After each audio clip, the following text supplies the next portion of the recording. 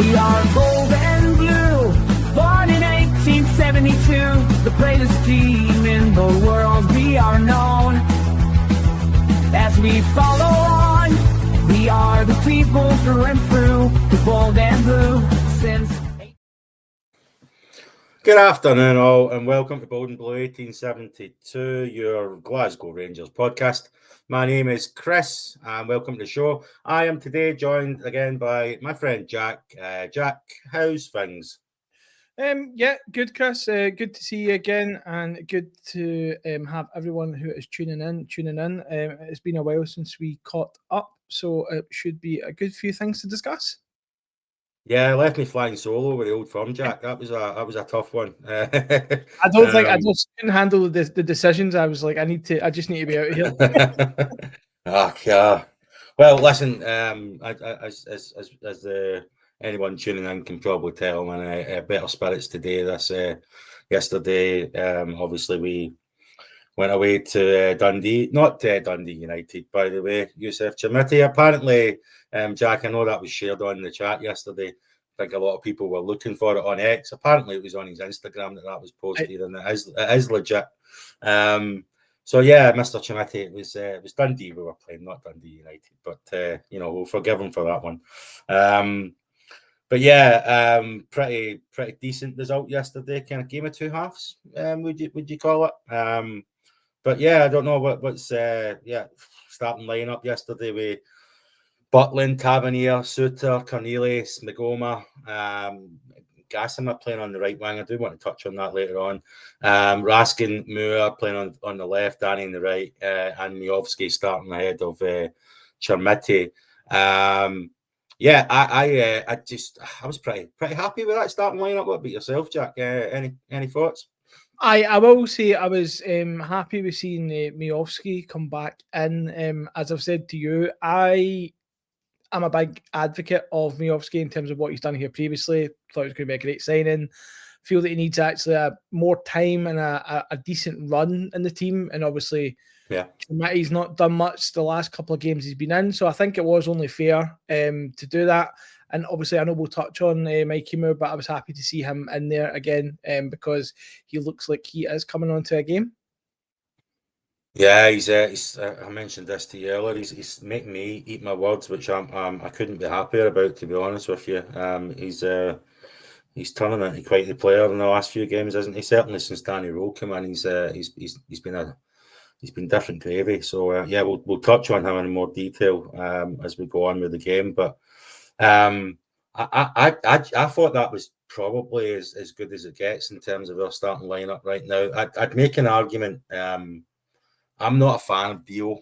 I think I've mentioned this in the past. I think Dio has a bad habit of not showing up too often for me. I know there's a lot of people that think he's a decent player, but I don't think he's consistent enough. So maybe I would have liked to have seen Barron in there, but Barron has played a lot of minutes recently, so I'm sure that's part of the equation.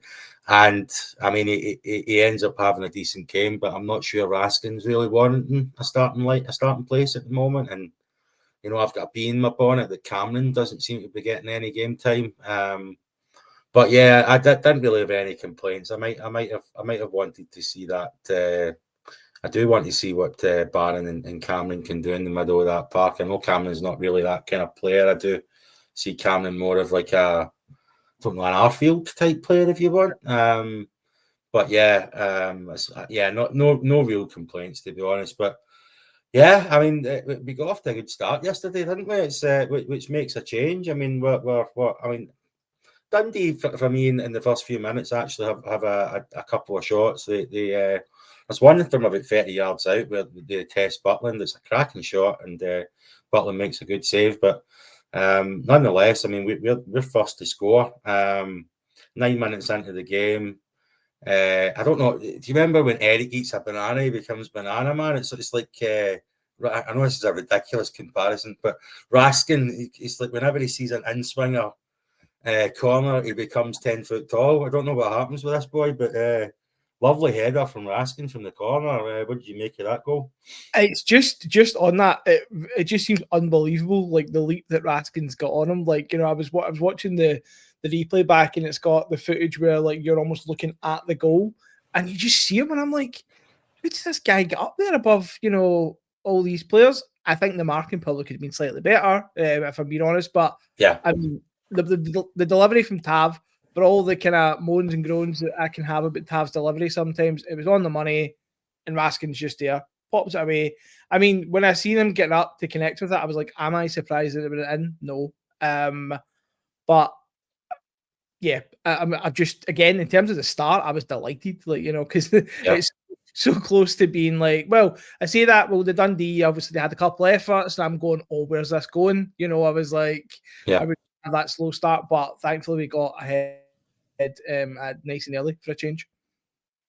Yeah, it's a cracking header. I mean, that's 3 or 4 of the kind of front, kind of just in front of the post where Raskin's coming in like that, and he's got some leap on him for a guy. I mean, he can't be any more than 5'7". I don't know, is he even 5'7"? He's not. He's not the tallest anyway, that's for sure. But it does seem ever since when Billy Dodds came in with Barry Ferguson that last year, that seemed to have been something they've worked on, and they've continued to execute it quite well. And Raskin can't half stick that ball away with his head. So he actually, I don't want to get too far ahead of myself, but he comes up with a great header later on in the game as well in the second half, and their keeper makes a very decent save. But yeah, we crack on, and it's only a few minutes later. Some really nice football in the middle of the park. Dio puts a ball through. Danny, don't know if it's a pass or if it kind of just hits off him, but Mikey Mo picks it up, drives forward, hits a cracking shot with his left peg, and it's down to the keeper's bottom right hand corner. Very nice finish from Mikey Mo there. Any thoughts? Oh, sorry, I was just waiting. No, absolutely. I mean, I think that's the thing. I think the fact we went 2 goals up, I think part of me was going, right, this is more of this intensity and this start that we've kind of been screaming for, really, if I'm honest. Like, I mean, I definitely have been. And I'm like, starting to kind of, and I'm saying getting ahead of myself. Like, are we going to get 3? We're going to get 4. But is this going to be one of those games and you're like, right, have we really quite turned the corner? So yeah, Mikey Moore, fabulous finish. I kind of feel at the minute when he's getting on the ball, this is kind of the impression I feel anyway recently, is that something's going to happen. Like where he's just taking the ball for a run, dragging defenders about, players about. And I'm just kind of like, the only thing for me sometimes is just that kind of final pass, or it's not so much pass, but the decision, like, has he taken maybe like too many players on? Can he release the ball earlier? But I mean, he is a younger guy. I think that will come, but just the fact that he seems full of confidence, which is just like, I do wonder if you go back a few weeks, does he take that shot on? Does he, take too many touches? Does the opportunity come away? So I was delighted, and at that point, I did feel we were going to, go and win 4-5-0. Yeah, he's. I'd mentioned the word frantic with Mikey Moore in the past, and he seems way more composed now when he's on that ball. He doesn't, he's not just running into players like he was a few weeks ago. I thought he was shocking a few weeks ago. I seen no light at the end of the tunnel with that boy, but since Danny Rohl's come in, he just looks like a completely different player. The one thing that I've got a concern with Mikey Moore is he is playing in that position that's kind of is pushing Gassimma out onto the right, and Gassimma again, it's probably worth mentioning, but later on in the game, Mikey Moore gets taken off and Ant-Man goes over onto the right, and you see Gassimma onto the left. We'll get to his goal later on, but you see what Gassimma can do when he's on the left, and he's just non-existent when he's playing on the right. So that's my only concern. I mean, Mikey Moore is not our player, but he's probably the best player in the team right now. But yeah, he is. We are sacrificing Gassimma for the sake of it, and Gassimma is possibly our next best player. I don't know. You can make an argument the likes of Barron, and that's been pretty good recently. But Gassimma, I don't know. He's certainly not a right winger for me, and that's a bit of a concern. Trying to get both of those guys in the same team seems to be a bit of a challenge at the moment. I'm not sure what your thoughts on that are, but well, it's just an interesting one because I do agree that it's having an impact on Gassimma. And like you said, I'm always very much for it's you don't want to develop other teams' players at the detriment of your own players, yeah, But I found this quite when Gassimma came in, I remember him saying like he's so good on the left, but he can do a job on the right.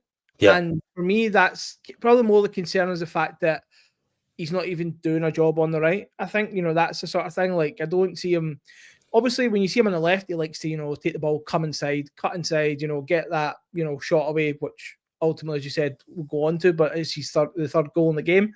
yeah. Now, probably not comfortable doing that on the right, which I can appreciate, but like he does have a turn of pace, like why are you not driving down the the outside, taking the man on? But for whatever reason, it just doesn't seem to be happening. And especially as Danny Rohl will know, like him as a player. So it's a bit of a strange one because it's like that kind of you want to have both of them in the team. But is there got to be a point where you go, well, it has to be one? And I mean, Mikey Mo is the one that's doing it at the minute. So, has Gassimma got to show something else to kind of almost claim that back in a way? Or because I think, if I'm right in saying, Mikey Mo has also been out in the right in the past, and it just, again, it wasn't He was terrible there as well, yeah. So it's like, and then Ant-Man's not exactly, apart from that, the first game, he's not even really, I kind of actually forgotten about him, if I'm totally honest, until I seen him coming on yesterday, because I actually seen them the subs at the side. I'm going, who is that? And I went, oh, it's Ant-Man, But it's I don't really know what the solution is, but again, that's what's Danny Rohl's job to figure out, I suppose. Well, there is one other player that you never mentioned there who didn't even make the bench yesterday, and that is Curtis, who I think there's a lot of fans crying out for him to get a shot playing maybe on that right. But he technically is another left-sided player that isn't even getting a sniff. It's hard to tell with Curtis. I think there's a lot of emphasis being put on the fact that he did score a couple of goals when he's had his opportunity, but he is a young lad. I don't know where that one, but there's the right side seems to be a problem for us right now. What I will say is, and I never touched on this earlier on, the back three with Cornelius, Soapy and Tav for me is our best back three at the moment. I think when Tav's been pulled back into that kind of right centre back position, anytime I've seen him playing there of late, he's been fairly solid. I think he's a terrible defender in the right wing, but I think that because there's a lot of emphasis on him to get up and down the pitch that he's probably not capable of doing now at his age. But so from that perspective, I was delighted to see that. I never want to see De Giga and Soapy in the same team again if it's possible. There's too much bomb scareness there for me. But if that's even a word, I just created a new word, bomb scareness. But so even Gassimma on the right is facilitating Tav playing at that right centre back, then that's fine. But he's just he's just not doing much out there on the right, is he? But yeah, it wouldn't be a Rangers game without the next talking point of the match. Questionable refereeing decision. Me and you disagree on this one, Jack. It seems. So yeah, Dio. There's a shot through on the keeper. There's questions. VAR does a check. There's questions if it's offside. There's questions if it's infringing the keeper's view with Dio being offside from the first shot. Doesn't touch the ball, but there's questions: does he block the keeper's line of sight? And then when the ball does come back out from the save from the keeper, Mikey Mo has a fantastic finish, smashes it from a tight angle with his left foot again. But the goal ultimately gets chopped off, and apparently it's not for the offside because there was another questionable offside within that equation as well, and a handball, in my opinion. So we'll talk about that separately. But Ultimately, the decision gets given against us and the goal gets chopped off because of Dio standing in the line of sight of the keeper. I'll get your thoughts on it first, Jack, and then I'll chime in with mine because I think we've got a difference of opinion on this one. Wouldn't be like me to piss off Rangers fans with my opinion on refereeing decisions, but let's debate it. What's your take on it? Well, just to touch on when all of it happened, and then I seen it going to VAR. I mean, I thought we were getting the lines drawn on, right? That's where I thought we were at. And then I heard subjective call, and I'm like, what? It's an offside. Anyway, so for me personally, I have a bit of an issue with it because I'm not saying Dio is not in the vicinity of the keeper, because he is. However, if you watch it back, the goalkeeper goes to dive to his left as he sees the shot shaping up, which looks like it's going to go that way. However, he then adjusts, dives to his right, makes a very good save, by the way, and then obviously that's pushed out to Mikey Mo and scores it. And for me, it's very much a simple case of, well, if he was impeded or you can't see, or it's whatever way you want to look at it, he would have stuck with that original decision, dived to his left, wouldn't have been anywhere near it, or, they would be getting up, scrambling, trying to get back over. But for me, he clearly sees the shape of the shot changing, that he gets back and makes a save, which, as I said, it is a very good save, and I'm not blaming the keeper for making a save. However, at that point, I'm like, well, fair's fair. Mikey Mo comes up, puts a lovely finish in, it's 3-0, everyone's happy. And that's why we can debate it, because even themselves, they called it subjective. So, I honestly, I can't see a reason why, personally. Yeah, so first and foremost, I understand that argument, but I think you hit the nail on the head there. I think people are blaming the keeper for making a good save. Just because he makes the save doesn't mean that his line of sight wasn't infringed to begin with. Now, I'm only going by what I could see. The line of sight from where that ball is, where Dio is, and where the keeper is when the ball gets struck. For me, Dio is in the keeper's way. To the extent he jumps up and opens his legs, it goes through him, not around him. It goes through Dio. So from that perspective, I personally didn't have a problem with it. Right, that's my take on it, and it does appear, as usual, most people agree with your take. So it's sorry, as usual, most people disagree with my take, I should say. But yeah, I actually had a lot more of a problem with the handball in the box that was like 2 seconds before, even a second before the shot, that wasn't even questioned. It seemed in a week where so much discussions have taken place with handballs after what happened in the Old Firm, where I think most pundits have said that it should have been a second yellow for Ralston, because even though some people have argued that it doesn't matter if he tucked his arms under, he actually still popped his elbow out to stop the ball. But my argument with that one is there's only so much you can do, and there's also apparently another aspect that if he had put his hand down on the ground as a supporting hand, it wouldn't have even been a handball, apparently. Yeah. So that makes it even more mind blowing when you try and work these things out. But for me, if that shot where there's a handball a couple of seconds before it is going towards the goal. Is it goal bound? I'm not sure. It's going towards the goal, and he has stopped a goal scoring opportunity there with that, and nobody was even talking about it.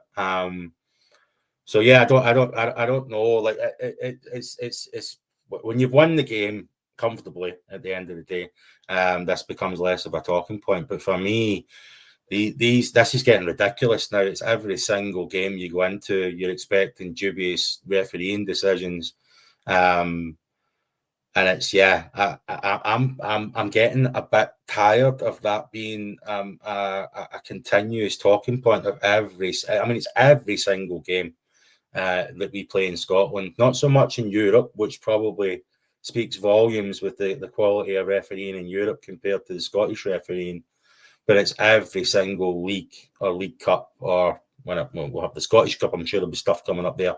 Every domestic game we play is just littered with these conversations after the game, and yeah, I'm just getting a bit tired of it, yeah. Don't know what you make of it yourself, Jack, but it's just grinding on me personally, So the handball is an interesting one in terms of, I'm going to be really, really honest, see it in amongst all the commotion that was going on there. I hadn't even really noticed it myself. Yeah. And then I was just more focused on the goal, and then it got all swept up. And I remember kind of sitting through the game after, and I'm going, there's not a handball there earlier. And it wasn't until I went back and seen it. And I'm like, there was, okay, what I will say is the ball did hit a hand. I'm not even going to say it's a handball, because the handball rule for me is just, like you referred to the Anthony Ralston one, if he'd put a supporting hand out, I'm pretty certain that is not classed as, like deliberate handball because he's using it to support. I'm sure that's happened previously, possibly in an open game. Same idea. There's a supporting hand, etc. Because, how else is he meant to balance? I just, on refereeing in general, what I found really interesting is we brought VAR into the game, and VAR is meant to assist officials make better decision making. I think the only thing VAR has done is actually highlight the actual lack of ability the officials have, because they have a tool to help them and they're still not seeing them. Like, for example, yesterday, we won't even talk about the Old Firm one and the controversy around that, but even yesterday, okay, so they've wanted to check a few things. They're talking about impeding, the view of the goalkeeper, etc. But why is that whole kind of phase of play not being checked? Like, for example, like leading up to, like, for example, the handball, what does that just get taken the equation? Or is it just a case of they've not even seen it, looked at it, thought to look at it? And I'll be honest with you, I'm quite fed up with it. I'm quite sick of the apologies that keep coming out, if I'm really, really honest. And this might seem a bit more forceful because I haven't really had my say on the Old Firm one, but it just seems that it doesn't even matter if it's Rangers, it's just any quality of football, any quality for the league. Like, there just needs to be better officiating. And I think that's the most damning thing for me, is we brought in a tool to help them, but it's actually just highlighting how bad they actually are, that they can't even use the tools that we've got. And for me, it's just, as you said, it's just every single game where it's League Cup, etc. And I think it's even more important to highlight it when you are winning, because it can look a bit like, sour grapes when you don't win and you're talking about decisions, etc. But it shouldn't matter whether you're 6-0 up or 6-0 down. If it's a penalty, it's a handball or whatever, it's a handball. It doesn't matter when it applies, to me personally. Yeah, it does. I mean, you've hit the nail on the head there for me. I couldn't agree more, Jack. That you give them. It's one thing to get a decision wrong, and when you've got a split second to see it happening, but when you've got multiple referees looking at monitors from different angles and you still get it wrong, it's just and no wonder so many of our fans that they talk about corruption and all this kind of stuff. It's I've said that. I do want we'll finish the game and then I wouldn't mind getting your opinion on it, because you're right, we didn't have a chance to discuss the Old Firm game together, but wouldn't mind getting your opinion on those kind of 3 or 4 decisions, that those talking points. I mean, we'll touch on the response from the referees that came out earlier on this week, but yeah, it's just like you said, you give them the tools to make things better, and they get worse. They're just really, really bad referees. There's none of them are even getting recommended for the European qualifiers. None of them are at the none of them are getting invited to the European Championships. None of them are getting invited to the World Cup World Cup officiating teams, etc. So I think there's an acknowledgement even outside of Scotland that our refs are pretty pish. So yeah, that for me is the biggest issue. And then You mentioned there as well that we should still be complaining even when we're winning. Absolutely, because that other mob are at it every single game. They can win 5 or 6-0. They won the semi-final 3-1, and they won't shut up about it. Do you know what I mean? And I think that's a massive factor on why the refs do appear to make decisions that maybe have an unconscious bias there, because they're possibly more terrified of getting the decision wrong against them than they are us, for fear of the backlash. So I did. I can't remember. I wouldn't mention the guy's name, but one of the lads on one of the pod chats the other night there, I was making the case that I thought corruption was the wrong word, because corruption insinuates that there's a benefactor of the decisions that they're making, and I felt that was wrong, and I alluded to the fact that I think it's more about them unconsciously, maybe subconsciously they are doing it. I'm not sure, but or maybe consciously they are doing it. But I think it's more subconsciously that they're making these decisions for fear of getting them wrong, more so against them than they are us. And the lad responded to me and said, right, well, that means that the system is corrupted. And I think there's a difference there when you say it that way, that it's not necessarily corrupt referees, it's the system that's been corrupted by the way that Celtic have handled it in the past compared to the way that we've handled it. And I thought that was a really good way of describing it, and it's kind of changed my mind in using the term corruption. Yeah, I thought that was an interesting, for me personally, it was an interesting way of kind of looking at it differently. But yeah, okay. There wasn't much more going on after that, right? I mean, I do want to touch on. I mean, we'll get to Gassimma's goal at the end of the game. Second half, this was a bit of a game of two halves. There was 3 substitutions that were made at half time. Chermiti comes on for Miovski. Barron comes on for who does Barron come on for? Sorry, Dio. Yeah. And then Asgard comes on for Danilo. I don't know. I don't want to be negative towards Danny. He's won three league games in a bounce, but this is becoming for me a bit of a pattern. These substitutions are horrid, and pretty much none of those guys. I mean, Barron did decent, but Chermiti, did he do anything more than Miovski?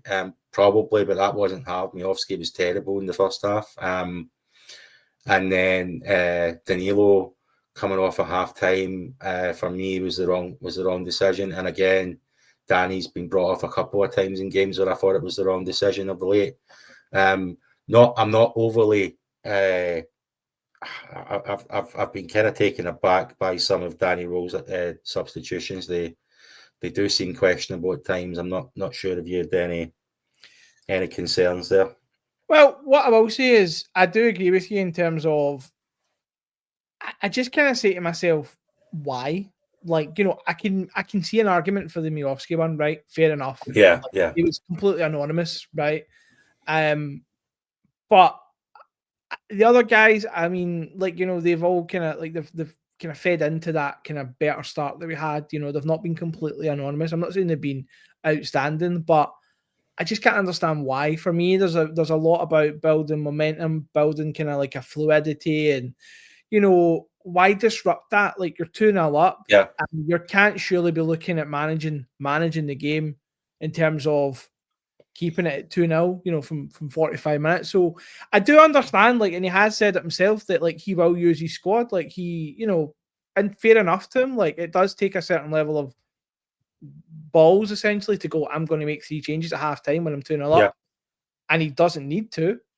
I just find it really bizarre. I mean, when we look at, for example, the Chermiti and Miovski one for me in particular, because I look at Miovski, again, I don't think he's getting enough rhythm. I don't think he's done enough, but then you could have the same argument for Chermiti. He started the last 2 games before that. He's getting, 60 plus minutes, maybe, or And then Miovski's coming on for a little bit at the end, not really getting into it.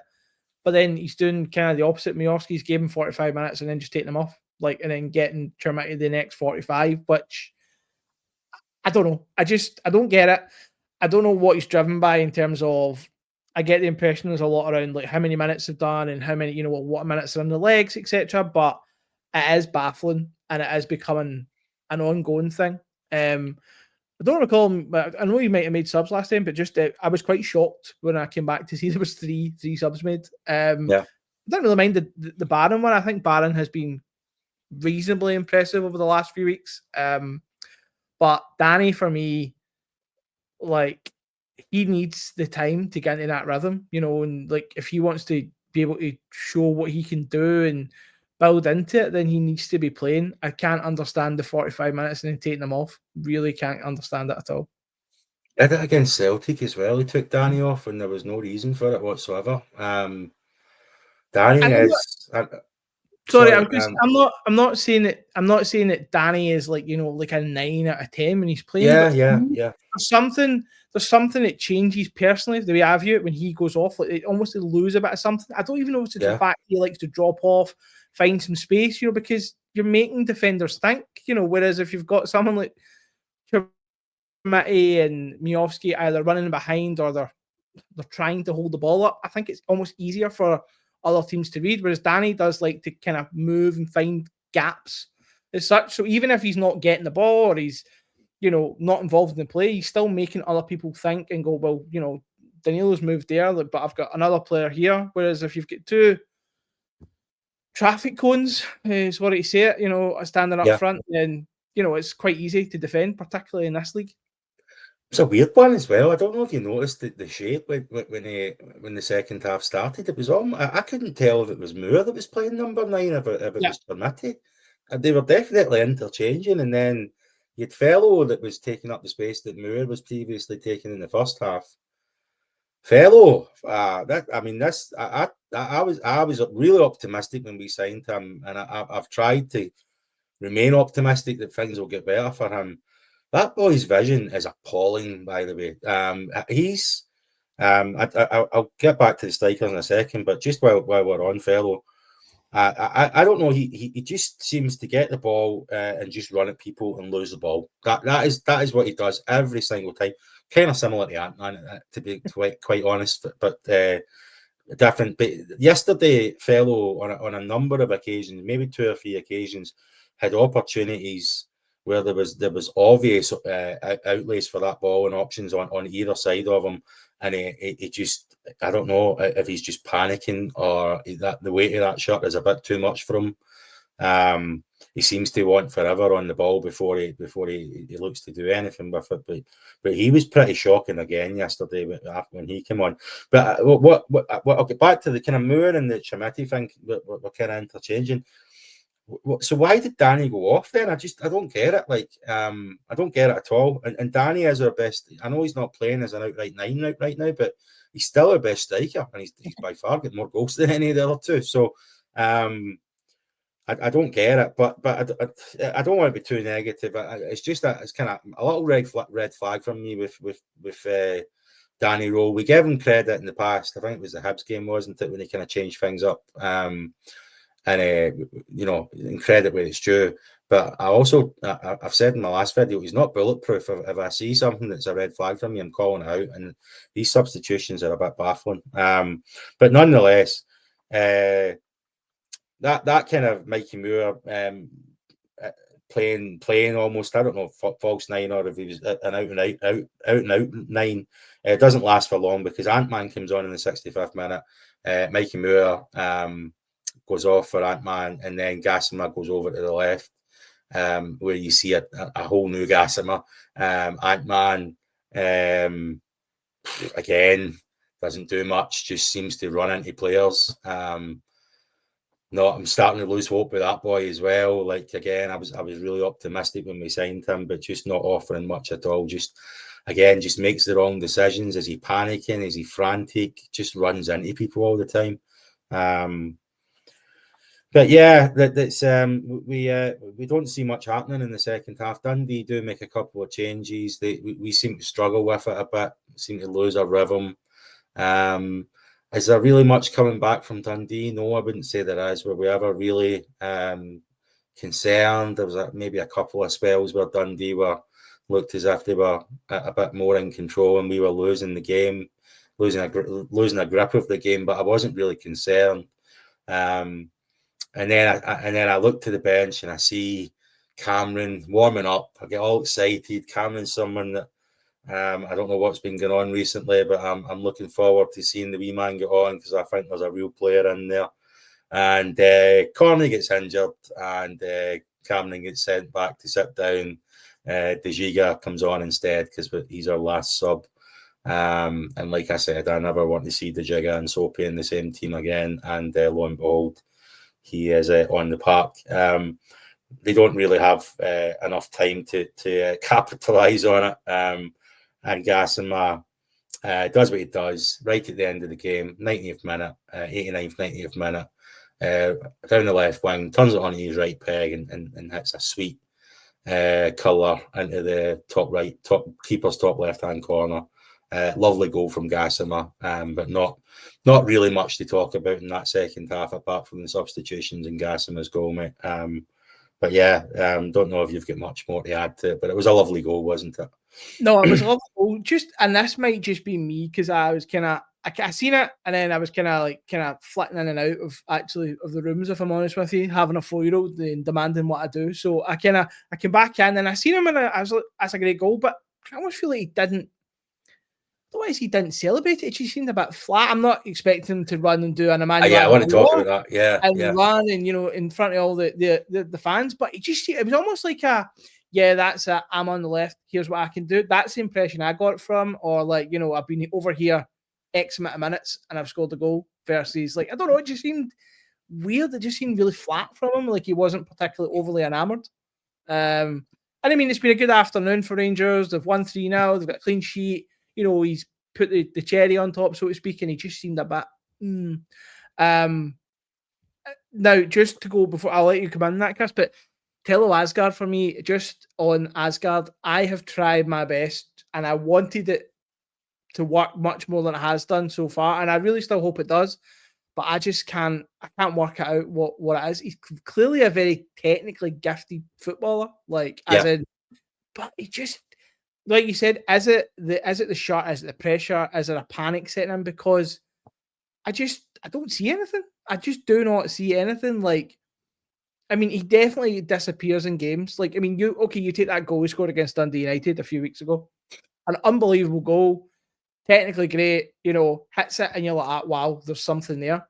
But I just don't get that kind of he's going to do the kind of dirty side of the game, or he's going to really dig in. And the thing is, he's got a stature, he's got physicality about him in terms of he's a big lump of a boy. He's some size. Yeah. Is it something? Is he? Because in terms of tempo and wanting time, I think 100% he doesn't have the time that he wants on the ball. And don't get me wrong, I'm not saying Chermiti would have scored, and I'm pretty certain it was Chermiti. There was an opportunity, like you said, in terms of his vision. I've seen it actually online. All he has to do is just play Chermiti through on the right, a simple ball. Yeah. And Chermiti's got a chance at goal. And he just doesn't see it. He just doesn't see it. And it's bizarre. And Ant-Man, for me, again, like you said, I won't go into too much, but he just keeps running into players. He's clearly got pace about him, wants to get to the byline, wants to cross the ball in, but he's not going to get anywhere if he just keeps running at the first man he comes up against. So, I don't know. I feel almost like his head, what he's thinking, is not keeping up with his body's actually doing. But yeah, a bizarre one. But I'm happy you came in on the Gassimma celebration. Oh no, yeah, just on Ant-Man as well. Do the worst thing about it is it's every time he does this, where he runs into players, there's almost always a space on the right where he could just knock it and run like fuck. You know what I mean? And get down to that byline, which is for me anyway. Maybe I was ignorant to the kind of player that I thought we were getting. That's why I was expecting Ant-Man to be that byline winger, and he's just not doing it at all. But I don't know what happened with the celebrations yesterday, because it wasn't just Gassimma. Gassimma did his little thing where he runs over, and that's his celebration. But just that there was like the Raskin goal, he's going like that, telling people and putting his fingers to his ears as well. Mikey Mo was very, they weren't very animated at all when they scored, were they? They didn't celebrate very much. I don't know, was it something to do with Remembrance Day? Was it something to do with shutting the Dundee fans? I'm sure it wasn't that. Was it something to do with the fact that Chermiti was getting slack for his celebration? I don't know, but I didn't like it. I hope, mate, and I haven't heard anybody say this. I hope it was a Remembrance Day thing, because it pissed me off. I don't know why they were doing that, and I would have liked it to have been addressed more in the post-match conference. The only thing that was really touched on there was Chermiti's celebration, and Rohl saying that he would like his players to celebrate goals. Of course you should. I don't know what was happening yesterday. I wouldn't mind somebody getting that addressed, to be honest with you. In terms of addressing it, I've not seen, but I have seen. As we all do, spend too much time on Twitter after Rangers games, or most of the week, shall we say, in between games. But I had seen a few people highlighting that in terms of like that kind of thing from Raskin, in terms of like, what's that for? Like, because again, I said this before about Chermiti. I do not mind a bit of, giving it back, but you've got to back it up. He's not backed it up since then. Raskin scored a goal, yes. Do I think he's been really good? No. So again, I don't understand if it's like as a direct towards the fans. I can't see it being towards the Dundee fans, personally. Yeah. I don't think it's anything to do with Remembrance, personally. So I don't know. I just don't get it. It just seemed a bit flat. And you want to say, do you want a player to enjoy scoring a goal? Like, of course, but I don't get it. It was just a side note, kind of. But when I seen it last night, I was kind of going, no, it's a good call, mate. I mean, is that just me? Because if it was me, I'd be running about screaming and getting a yellow card for taking myself off. Do you know the worst thing about it? Like, if that is some sort of protest against the way that Chermiti was received in terms of his goal celebration, it's a really damning indicator on the players that they really don't get it. That they really don't get that we should not be in this position. Mm-hmm. And that the fans have got every right to be as angry and as frustrated as they have been. I would really like someone to get it addressed in the next press conference with Danny about what was going on there with Rohl, I should say. But yeah, it did wind me up a bit. I'm not going to lie. But yeah, I don't know. Like, I want to try and keep it positive today. I haven't had a chance to talk about the Roma game, and to be honest with you, I don't really want to talk about it. It was a pretty pish game, wasn't it? It was, I almost felt Roma kind of took pity on us after they scored their second goal. They definitely did not get out of first gear. In my opinion, it was a canter for them, and. I think the last time we spoke, I'd mentioned that, is it maybe time for us to just focus on the league now? And after that Roma result, I'm not happy that we're setting new records for our longest. It's the longest streak that we've went on where we've lost games, isn't it?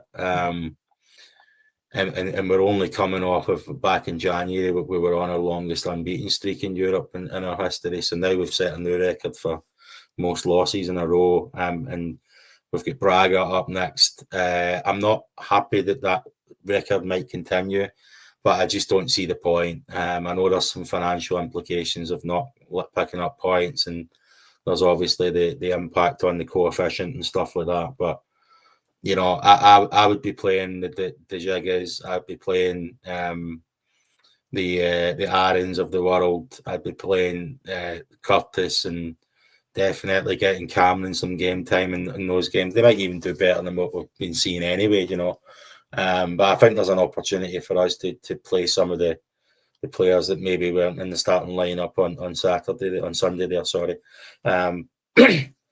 Yeah, the Roma game just pissed me off. And it, yeah, I didn't expect us to beat Roma, so that's that. I mean, that's one thing. But the performance was similar to the first half against Celtic. Just lackluster, no passion, no fight, no grip. And that's you might not have the quality to beat a team like Roma, but you can at least put a fight up, and I just didn't see it. So yeah, I'm not sure if you want to touch on it any more than that, Jack. But yeah, let's try and like keep you said, positive. don't want to be too negative, but Yeah. what I would say is I think the Roma game highlighted to me just how much players had to leave in the summer and how much quality was stripped out. Now, I can't believe I'm probably saying that about Cyril Dessers. I loved them and hated them in equal measure. But Yeah, look at a guy that's scored a lot of goals and, it's not been replaced. If not, it's been replaced with lesser quality. So I think for me, I had that I became so used to watching Rangers on a Thursday, watching at home, getting really built up, Ibrox atmosphere, and then you almost get fooled into that, like, oh, we could, it's Ibrox, it's Rangers, it's different, we can, and then you forget, and then you go, oh, actually, reality hits you in the head, and you're like, it's just not the same team. So I would agree. I'm not a big fan of saying I don't want Rangers to lose games. However, I'm not putting any sort of importance on them now. I would rather we just keep picking up league wins, looking for the Scottish Cup when it comes around, and just keep heading that way. If we get anything in Europe wins wise in terms of like the kind of financial boost you get from it, then fair enough. But I ain't going to be too upset about it. However, it's just quite a scary difference, as you said. Longest kind of unbeaten run to now the longest losing run. Finalists a few years ago to bottom of a 36, I say 36 team league, but you get my point. I think it's 36. I'm pretty certain it's 36 or 34. I can't remember off the top of my head. Yeah. No points. So, but that's all I'm going to say on it. Disappointed, not surprised, and yeah, Roma did seem to take it easy, shall we say? Yeah, we could very well end up being the team in Europe that has the worst Champions League record and the worst Europa League record in history. Let's hope we don't get to the Conference League at any point in the future. Jeez, I know. Somebody mentioned that the other day in one of the chats. I was like, oh, don't. But yeah, it's yeah. It's I don't expect this. I mean, I actually do want to talk about Braga and on something else as well, but I don't see us beating Braga, and we've got Ludogorets and is it Ferencváros? I can never really say their name properly. Ferencváros, I think. Thank you very much. And then we've got Porto. I don't even. Those two teams in between Braga and Porto, we should definitely be beating. But I don't even have a lot of confidence in that. So we could very well end up with the worst record in the Champions League and the Europa League. But we do good fucking tifos, don't we? We do a good tifo. That's a good definitely do. Point. Can't beat that. The love that gets online is phenomenal. Oh, that was something else, wasn't it? I still don't know how they got that to go up horizontally the way it did. I'm sure there's some technique to do that's completely went over my head, but it looked fantastic, didn't it? It was a great tifo. Unbelievable. But yeah, listen, we touched on the decisions in the Old Firm. I do want to get your take on it because I'm interested. But ultimately, the refs have come out during the week there and said they got it wrong. So surprise. I'm specifically talking about the Butland incident with Trusty, where Trusty scraped his foot across Butland's head when Butland was clearly in control of the ball. And it has come out that it should have been a straight red card, but it wasn't. So another apology that we have become all too accustomed now from the Referees Association. So, yeah, listen. So there was three men, maybe four if you want. From the other side, they're talking about the Cornelius tackle, which was a tasty one. Let's put it that way. I don't think that was a red, but the three talking points. So the Ralston handball, the fellow Asgard sending off, and the trustee, that one that I've just mentioned there, that they've acknowledged they got wrong. So I've already given my take on it, but I'm keen to hear yours. I did say I thought Fellows wasn't a straight red. I thought it was a tad harsh because I don't think there was any intent in it. I think it was reckless, a little bit high, not too high. No, it was thigh height. But it wasn't like doing that. He wasn't fly kicking him in the face, was he? But so I don't know. I'm a bit old school with some of these things. I think football has kind of lost its edge when it comes to some of this stuff, and I know that's not the rules, but so I'm probably wrong on that front. I thought it was a little bit harsh, the fellow one. I didn't think that. So yeah, this is like a who's who of how to piss off Rangers fans. I didn't think the Ralston handball was a second yellow because I didn't think he could do much more. I have heard arguments that he did nudge his elbow out a little bit when he was going down as well. And I take that on board, but I just didn't think there was much more you could do, and I was happy enough with the penalty. And then the trustee one is probably the one that I've took the most backlash on, which is I didn't think that he meant it.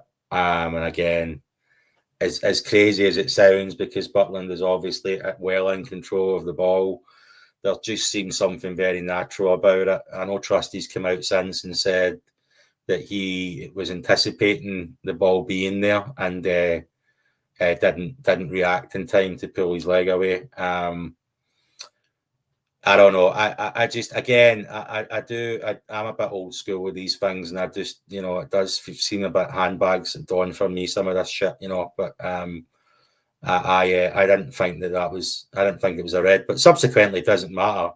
I did say if you're going to send off fellow, you should send off trustee. I mean, that much I did say. But subsequently the refs have come out and said they got it wrong. So yeah, I'd love to hear your take on the three of them. I know I've kind of blabbed on again. Well, repeating myself there. Believe it or not, and I just want to highlight this before I say this. This has not been scripted, and Chris I haven't actually really discussed this in any depth because I actually disagree with all three of those with what you just said. So what I will say is, first and foremost, I am of the opinion in terms of fellow Asgard. If you send him off, you've got to do likewise to trustee, right? I think that's just a fact. Yeah. And what I will say is I don't necessarily agree with, like, in terms of my own decision, in terms of, that should be a red, etc. But I'm going by what I think is the way football is nowadays, not what it used to be. So the way I look at, I'll break them down. The way I look at the fellow Asgard one, I think he is slightly high. I think I almost get an impression when I see it back a few times, like he flicked the ball over and he was looking for the ball. Like he wasn't going, oh, there's Anthony Ralston coming in, I'm going to lift my foot and stick my foot in. Yeah. However, I do think it's reckless. I think obviously where it is, I think he looks like he's kind of going to try and pull out of it and almost doesn't. And I actually think it makes it worse. Now, if I'm honest, it looks a sore one, but I still think Ralston's definitely playing on it a little bit. Yeah. But for me nowadays, it's a red. When you come in like that, he clearly caught him. Like his shorts were all torn with the studs, and I'm like, that's a red. If it was the other way around, I'd be screaming for a red. That's obviously in an Old Firm game, I'd most likely be screaming for a red. But even if I was playing Falkirk and the early rounds of the cup, I'd still want a red. Yeah. So that's where I am with it. Chris, we've been talking about that long now, I've forgotten them. So we've got Jack Butland, Ralston's handball as well. The handball. So for me, yes, he does kind of slightly like cock his elbow a bit, shall we say, kind of put it out. But I think it's more of if that's a handball, you've gave the penalty. To me personally, it's deliberate in terms of you're almost getting yourself in the way with a hand, elbow, whatever part you want to call it. So by letter of law, that's a yellow card. Second yellow card, it's a red. For me, that's where the argument ends, personally. Yeah, so can I just touch on this as well before you go on to the next one? I read the rules on this. I heard a lot of people saying the rules had changed and stuff like that, and it has to be deliberate. That's bullshit. Apparently, it's in the rules that if you give a handball in the box, the player must be cautioned. Must be cautioned. So it's actually in black and white. So again, regardless of what my opinion is, the rules, in my opinion, are seem to be night and day. But I think it was actually was it Davey on Four Lads that brought this up, and I went and googled it myself as well, and he was spot on. There's nothing in there about it being deliberate. It specifically says if you give a free a penalty for a handball and a goal scoring opportunity in the box, the player, it specifically says must be cautioned. So that means he should get a yellow, which is a second yellow, and he should have been off. So that's a fair point. I honestly couldn't have told you that, so it said explicitly. So on that alone, now VAR can't intervene when it comes to yellow cards, as far as I'm aware. I'm pretty certain is the case. Yeah, but it can when it comes to obviously like decisions like a penalty, etc., and whatnot. So what I always find bizarre is, why when it's discussing a penalty, let's be honest, because it'll take a look at the penalty regardless, and we'll have a look at it. Okay, penalty. So at that point, the referee should almost be like, that's for a handball. He needs to be given a second yellow. Do you know what I mean? And that's where sometimes I think it is down to just a lack of ability with referees, because we touched on that earlier, is that that's a stated fact, rule, however you want to view it, and he's just not done it. And nobody said to him, but is that because they can't say to him to remind him about the yellow card? I don't know. Anyway, but for me, that was it. So that should have been a red. And the Jack Butland one, I'm going to be honest, I couldn't have screamed red any louder if I wanted to. Now, again, do I intentionally think that Austin Trusty wanted to kick Jack Butland in the head? No, I do not. So a lot of people have talked about the whole thing around like force and the intent and the impact. For me, again, I've very simple to me, and I am simple in that way. Jack Butland has the ball under control. At that point, the ball is dead, play is dead, and a player lifts a foot, makes contact with the head of the goalkeeper, intentional or not. I said the ball's out of play. I personally think he could have got out of it quicker. That's me. And a lot can be said by Trusty's reaction when you see him turn around, because I was like, he's gone. And he didn't. So for me, I was by that point I was apoplectic between the Rangers' own performance, but also that for me was just crazy. And I think what I find really hard to deal with is you have Trusty out doing his press conference, and I've seen a bit of it on like Sky Sports Twitter talking about like, I didn't mean it, and whatever, all that kind of stuff. And then literally 2 hours later, there's the tweet around he should have been sent off, and I was like, I was like, that's like a kick in the throat, man. Like, so I don't, for me personally, I don't necessarily agree with like, compared to like how football used to be, but just going by today's rules, for me, it should have been 3 reds. Yeah, I think that's my problem. I mean, I would be a shocking referee nowadays, right? I mean, with the way the rules are, and the way that I played football when I was all elbows and fucking, that was a different time, and I kind of see the game through those lens, and I do. I'm the first to admit that when it comes to the actual black and white rules, I see things a bit differently. So. But ultimately, what I've repeatedly said is if I thought that Fellows was a little bit harsh, then he set the tone for that game, and Trusty needs to be sent off. So I think we definitely get done on that decision. The Ralston one, apparently by the letter of the law, we've got done by that decision as well. So we should have ended that game with us 10 against 9. based on the refs coming out and admitting they've got it wrong themselves. So the Cornelius one, what did you think of the Corney one? It was a bit of a tasty one, wasn't it? I mean, it was borderline, but again, not for me, not a red for me. I think it might be those blues tinted spectacles, but I try my best to be very level, because I've said that I think it tells as a red, but I don't know. I think it's a strong challenge. Do I think it's a red? No, I don't. I don't think you can get, well, and it feels like it's going that way. I don't think you can get rid of, like, it's a contact sport, and it's almost like we're not allowed to make any contact anymore. Do you know what I mean? That's how it feels like it's going. So I'm like, there has to be a certain, is it a bit of whataboutery? Maybe, like, would if it was the other way, would I be complaining about it? Maybe, I don't know, but I just think it's just a strong challenge, shall we say? Yeah, I do. I do my best to kind of take the blue tinted glasses off when I'm looking at these things as well, and try and be subjective and try and put myself in the other team's position about what would they be calling for if it was them. And I think at the end of the day we've got done. We've got done on a number of decisions, and I don't think that the club statement or the club response was aggressive enough. I thought it was very powder puff. I mentioned in the last video, I thought that Stuart had a really good opportunity to get some goodwill back with the fans on this, and completely blew it. The statement wasn't even signed by anybody, so Stuart didn't even put his name on it.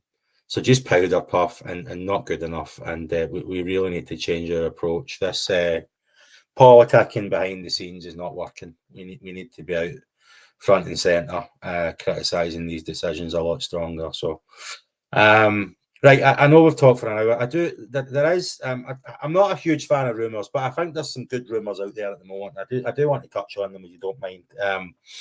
There is talk. Can I cut across you there a wee second? Yeah, Can sure. I just excuse for 1 wee second, if you don't mind?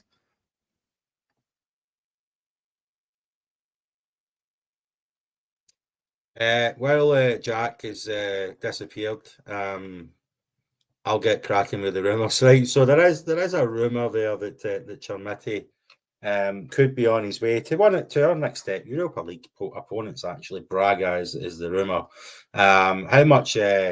How much can we put into these are rumours that I'm going through at the moment? Not sure, but I would be delighted if Chermiti was sent out on loan somewhere. This lad is not going to get the time that he needs to find his feet playing at Rangers, while we are fighting, scrapping to get ourselves up the league. If we were in different circumstances, and Chermiti was a project player, which he is. He's cost us 8 million, but he's still a project player. If Chermiti was playing in a team where we were winning week in, week out comfortably, and there was opportunities for him to come on for 20 minutes here, 30 minutes there, I wouldn't have a problem with that. But Chermiti being our focal point as our number 9 is simply not working for me. So hopefully there's some truth in that rumour, and Chermiti does move on to Braga. And then there is some other talk. Moore earlier on today, Moore sat down. He gave a post-match press conference after the game yesterday. He was questioned about some rumours that he might be going back to Spurs in January, and Mikey Moore has shot that rumour down.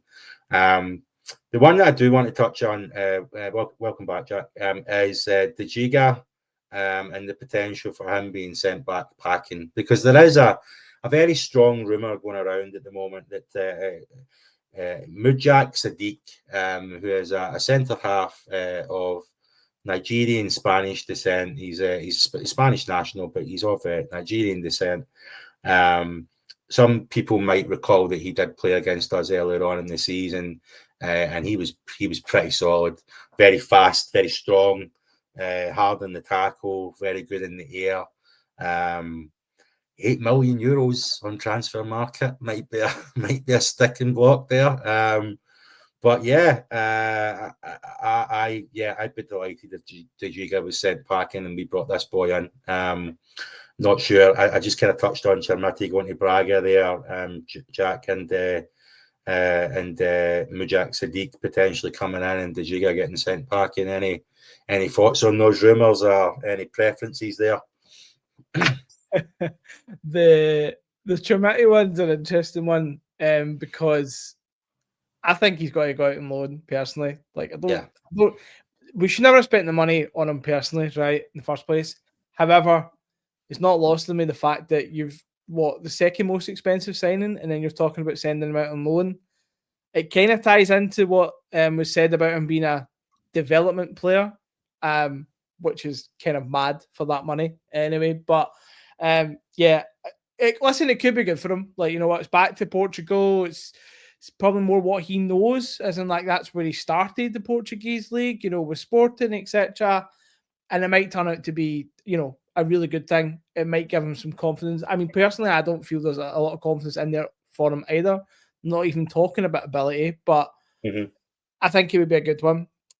The question is, what are we doing with that gap, shall we say, you know, in terms of like filling that gap in January? That would be interesting. Giga, I'm going to be honest. I seen him when he came in Rangers at first. I thought, believe it or not, when I seen him, I thought this guy could stroll it up here. Yeah. Genuinely thought he seemed really confident compared to the rest of everything else going on about him. And then for me personally, ever since there was that moment with Butland and the two of them got confused, I feel like since then he's just lost it, all of it. Yeah. And I would not be opposed to him going back. I think if I remember, the Wolves bought him for 10 million. And bizarrely, actually, again, this is how I spend too much time on Twitter. I had seen someone say that this is why we need Giga back at Wolves on the back of I was like, what? This is Wolves fans. I'm like, have you seen what he's delivering up here? Did he actually play a game for Wolves after they signed him? I don't think he did. Honestly don't know. But this was, I mean, he made his name more so in terms of like playing in the European competition. Yeah. I honestly, I don't understand. Prague or something he was at? Yeah. Or was it? It was like somewhere in Eastern Europe, one of those leagues, or like over that kind of general area, and you know, apparently he was very good. But yeah, for me, I would quite happily move him on. Sadiq, from what I do remember, yes, looks solid. How solid for £8 million? I don't know in terms of like, you know, can we even get that? I don't know. Yeah. And it's one of those things as well. What are you getting for it? Like, yes, he looks good, but you know, like for £8 million, again, for me, I want someone who's going to be, you know, the starting centre back. I don't want him to come in. I don't know. I don't want to see him on the bench, for example, when John Suter and Fernandez playing, for example. I want to see him there, like, you know.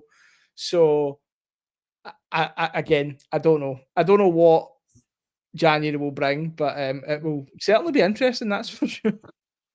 Yeah, 8 million. I almost think we need 3 or 4 new defenders in January as well. So you're really going to blow 8 million on one player. That being said, I do remember seeing him for Genk and thinking that boy looks pretty good. I don't know. It's not as if his contract's running out. He's contracted till 2028. He can play centre back and right back, which again is wouldn't mind having someone else available for right back. Maybe it does go back to that thing that grinds on me. He's a centre back with a right foot, so he must be able to play right back. That logic, but I don't know on this one. It's good. I think that we're hearing. We're only in the 10th of November, and early to end of last week, we're hearing rumours that of potential players that they're looking at. So that, for me, is a good sign that we're going to get some stuff done in January. And it's also music to my ears that the people that have so far been rumoured are not Championship players or League One players. I don't know. Time will tell, won't it? But De Giga getting sent packing, I think, is definitely the right call. He's, like you said, did look very decent when he started. I think there was a lot of players, a lot of people. Sorry, but people were of the same mindset of you. He looked pretty tasty in his first couple of games, and then just fell off a cliff, hasn't he? He's been stinking for a good 5-6 weeks now on a trot. So, but yeah, I don't. Time will tell. These are just rumours, but the Chermiti one. I was thinking about this the other day. That even if Chermiti cost us £1 million, right, I'd still be crucifying him. He's not. I seen something. I can't. Was it Twitter the other day where it was in the Old Firm game where Chermiti, the ball gets lobbed to him and it just kind of hit off him. And in the same weekend, Agamani was playing and the ball gets lobbed over to him. He sublimely controls it and gets a shot off with it. And that's the difference, that's what we've replaced someone like that with. It's I don't care if he's cost us 8 million or 1 million. He's really not good. So yeah, and we don't have the breathing space to have a project player like that while we're scraping for every win at the moment. Not that might be fine. I recall the days when we brought in like Jonathan Johansson when we were firing all cylinders up front, and he was coming on as a young lad, and stuff like that. And Kenny Miller, when we first signed him, was coming on as a young lad. That's fine. But a project player cannot be your focal point up front. That's my problem with that. So, right, Jack. Don't know if there's anything else on your mind, mate, or we can wrap it up. But we roll on. 3 wins and a trot in the league from Danny Rohl. Couple of disappointing results in there outside of the league, but three wins in the trot nonetheless. And we roll on. It's a lot. We're probably not where we need to be, but in a lot better position than we were this time 5 weeks ago. So absolutely, and I think just for me, it's the fact that he's getting this international break to actually work with the players that are there, because it's been very much game every 2-3 days. Every 3 days. Sorry, recovery, rest, some game prep, like as match prep. But I think for him to get his ideas and messages and all that kind of stuff across, I think this is the kind of time he needs to start to bed more of that in. I mean, yeah, we called out some things like the subs and whatnot, but for me, I'm much happier than than it was going. The noise is quieting slightly compared to where it was. The decibels have kind of went down a little bit. But again, that just comes because he's getting wins in the league. Yes, like you said, a couple of bad results in between. But at the end of the day, league's the bread and butter. And I would take 38 of these dull 1-0 wins every season. Like if it means you're champions at the end of it. So he's winning a couple of clean sheets in there. Fans are more on side than they ever were recently in terms of Russell Martin. So yeah, I'm in a good place, and as you said, we roll on. Just to note, actually, I also did quite enjoy his celebration at the end. Now, granted, it's only 3 league wins in a row. I know a certain Chris Boyd wasn't the biggest fan of it, but personally, I like it. I like a bit of I've done it. Yeah, makes me very much a Jurgen Klopp early days at Liverpool. If fans on the team like that, I'll be more than happy. But I mean, there is a certain limit. Like that should be it for a while. I've seen some people criticising him for milking it when he was kind of over with the fans yesterday. I given it the. Yeah, but maybe he kind of lingered around applauding for a little bit too long while they were shouting. That song is. We need a better song than that, honestly. A few people saying that as well. Going to stop singing his name the whole game. Oh yeah. We can do better than that, Rangers fans. Come on, I'm not great at songs as people can see from the intro and exit song for this podcast. Marmite that one, but that song. But he did kind of linger around and soaked it in. I mentioned in the chat yesterday, I was like, "Go on, son, just soak it in." I think that any positivity we can get right now is a good thing, within reason. You know, like I said, if there's stuff that needs to be called out, I think it should be okay to still talk about it. But he's definitely he's got crazy amount of fan support, which like I've said before is a good thing. So don't have a problem with it at all, personally. If he keeps going the way he's going, then you know, we can't complain. Okay, so we do. We've got a couple of decent fixtures coming up as well. I know we've got the break now, but you know, we've got Livingston at home, Falkirk at home coming up in the league. You would imagine that we might have a good opportunity there to claw some points back. I know we've got Braga in between that as well, but you know, and then Dundee away and Kilmarnock away. Decent opportunity there to claw back a good number of points. So there's every reason to be optimistic about the coming weeks after the break as well. So looking forward to that. Unless there's any kind of news, not sure we'll get a video out next week, but maybe we can catch up and see if there's anything going on. But there's obviously no games for a bit. But yeah, thank you very much all for tuning in. I do really appreciate the support. If you can, like and subscribe. Don't know if it was my take on the refereeing decisions in the last one. Didn't get a lot of likes there.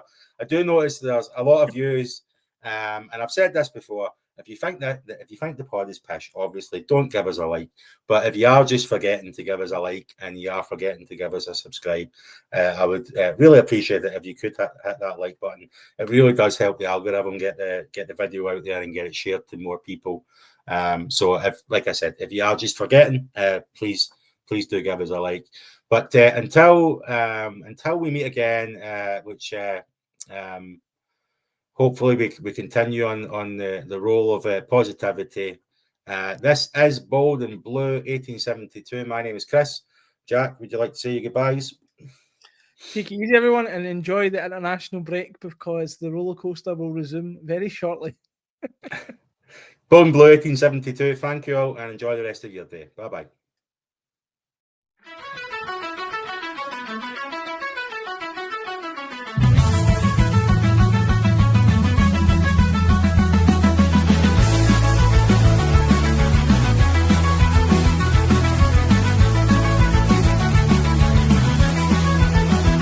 We are gold and blue, born in 1872, the greatest team in the world. We are known as we follow on.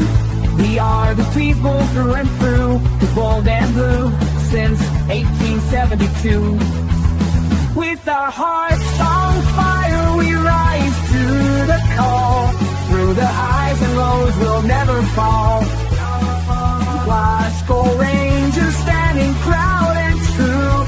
Together we sing for the bold and